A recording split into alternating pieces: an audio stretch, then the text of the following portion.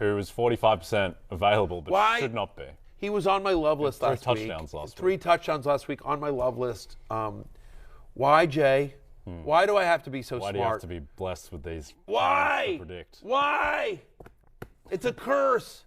I was playing against him in so many leagues, and I put him in the love list, and I willed it into the universe. How do I contain my power? It's the Spider-Man thing. With great power comes great responsibility. I can't control it. I don't know what to do. Can't control my own Zay Jones genius. You know, like who's the is it Cyclops? Who's the X-Men guy that has to wear? It is Cyclops. It's Cyclops, right? That has to wear the band because if he does, his eyes shoot out. Yes. I'm Cyclops. You're Cyclops. I'm a fantasy Cyclops. Wow. I don't know how to control my own power. Someone needs to find me a band for my love-hate column when I'm facing these players. Such a ridiculous concept. Zay Jones went off. You're welcome, America. You're welcome, Zay Jones. You're welcome, Zay Jones. Tough matchup for Zay, so maybe you can. I think the New York Jets defense will be a band. Not in time for me. Over the eyes in itself, but he's been going off. He's been getting insane target share. As you can see, at least 7 targets in each of the past 5 games.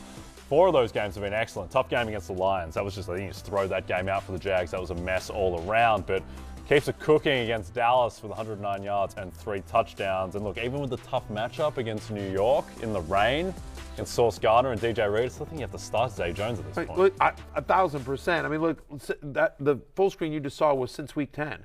Since week 10, he's the 7th best wide receiver in fantasy. Obviously, you have a 3-touchdown game.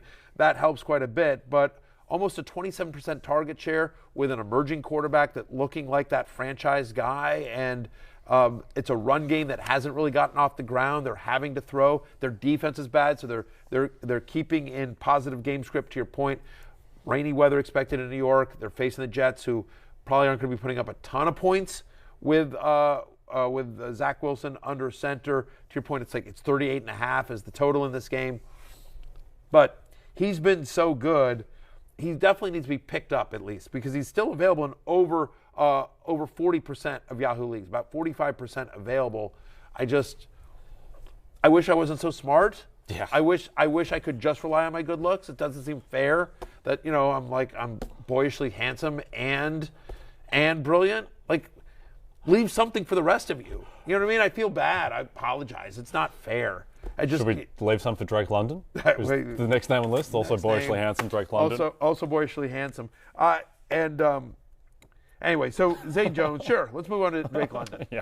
1,000%. Drake London. Drake London, who now is, for better or worse, tied to Desmond Ridder. Drake London sounds like a private investigator.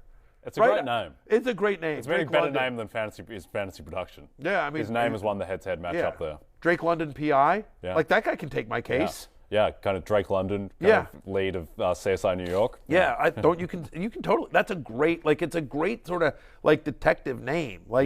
Just like who just showed up in a trench coat at the crime scene. Oh, that's Drake London. That's Drake London. That's Detective Drake London. Yeah. Like, you can't, what are we doing there? You can't. Oh God, no, God, I'm a criminal. Yeah. Uh-oh. They brought in Drake London. I'm screwed. Apparently Arthur Smith doesn't feel the same way, though, about the awesomeness of his name, but he at least has been getting the targets of late.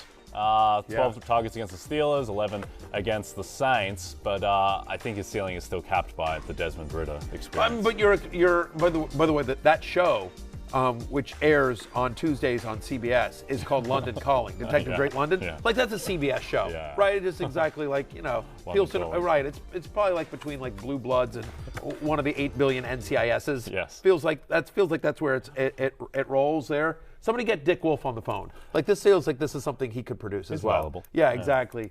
Law and Order, Drake London. Yeah. Put it right here on NBC. Why are we giving it to CBS? Yeah. So we'll keep it here. We'll keep it here at the Proud Peacock. All right. So Detective Drake London. Off the rails. Right. Whatever. It's a Tuesday in week 16, and my ride or die is hurt. There's no laws.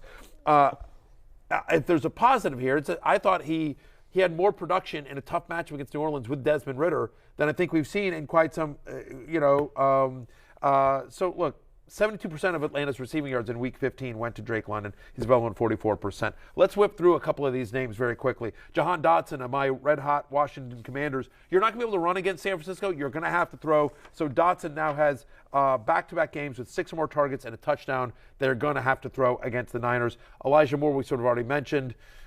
It's a good matchup. Yes. And Zach Wilson at least seems to know who he is. Yeah, yeah, he's familiar. He's acquainted with Elijah Moore now, but if there's going to be weather, you don't feel great about it. You can do a lot better than Elijah Moore. Marquise Goodwin is kind of interesting as well. 2 different 20-point games this year so far. Tyler Lockett, of course, likely to miss at least this week with that broken bone in his hand. And so Kansas City, which gives up a lot of wide receiver fantasy points in a game in which we expect Seattle to have to throw to keep up with the Chiefs, Marquise Goodwin becomes kind of interesting if you're desperate. You heard at the top of this show, top of this segment, Denny Carter talking about Rashid Shaheed. I have the need for Rashid Shaheed. That sucks. It's a work in progress. Michael Smith would do that better. He loves himself some Rashid Shaheed in his 20-team league. But look, 71% of the snaps last week. Like, it's whatever. He's number 6 on the list. Yeah.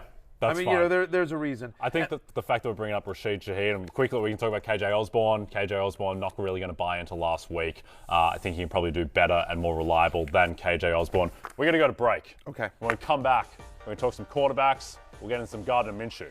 Okay. Down.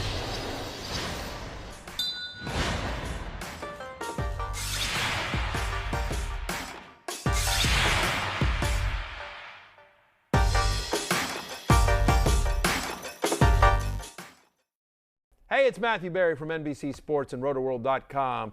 Just want to thank you so much for watching what you just watched, or at least being too lazy to click out of it after the autoplay just kept it going. So either way, thank you so much for just letting it scroll by your screen. And now I'd like to ask you respectfully, okay, please subscribe to the NFL on NBC YouTube channel for the latest NFL news, fantasy headlines from RotoWorld, and betting analysis from NBC Sports Edge.